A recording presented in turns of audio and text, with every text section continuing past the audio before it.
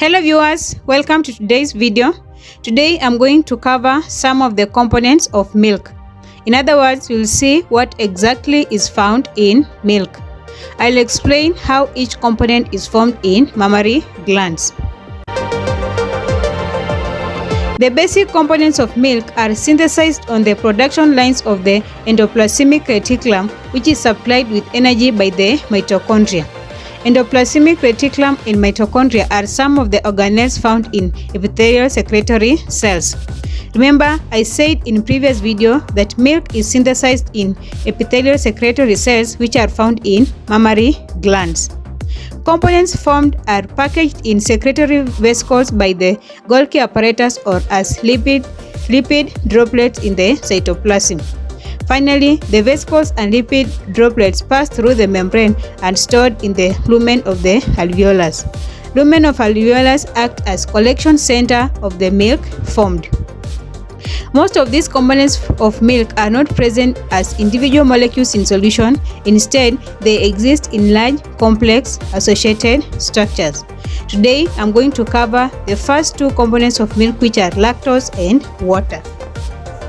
Lactose is the major carbohydrate found in milk, therefore is the main source of energy for the offsprings.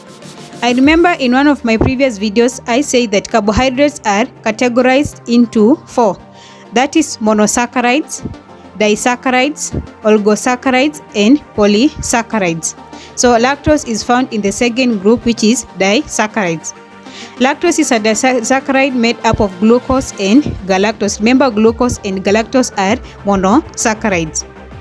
Lactose is a reducing sugar which dissolves in water, making milk to be slightly sweet. Being a reducing sugar, it reacts with proteins to form brown pigments when milk is subjected to intense heating. Lactose is synthesized from glucose absorbed from the blood. Remember, I said that the work of epithelial cells is to transform nutrients absorbed from blood to milk, and one of the nutrients absorbed is glucose. Part of glucose from the blood is taken to Golgi bodies, and the rest remain in cytosol, where it is enzymatically converted to galactose.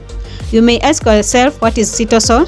Cytosol is the fluid found in cytoplasm of the cell.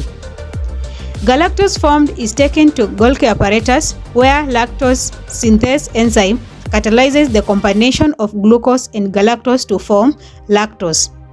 Lactose formed is taken to alveolus lumen with other components. Water is a continuous liquid holding all the other milk components. It acts as a solvent in which some constituents like lactose are dissolved to form solution, while others like caseins are colloidally dispersed and others like fats are emulsified.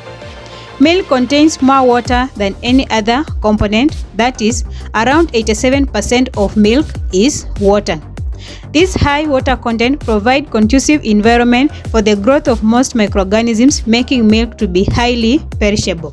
Amount of water to be absorbed from blood to lumen depends on the amount of lactose stored. You may ask yourself, how does lactose control amount of water absorbed? Lactose stored increases the concentration of dissolved substances in lumen, raising its osmotic pressure above the pressure of blood that flows in the secretory cells. To balance this pressure, water is drawn from the blood to lumen to mix with the milk components. That's how milk obtain water from the blood. Thank you very much for watching my video. In the next video, I'll be talking about proteins and fats found in milk. I highly welcome our new members. If you love the content I've been sharing in this channel, I urge you to support me by watching my videos and liking them.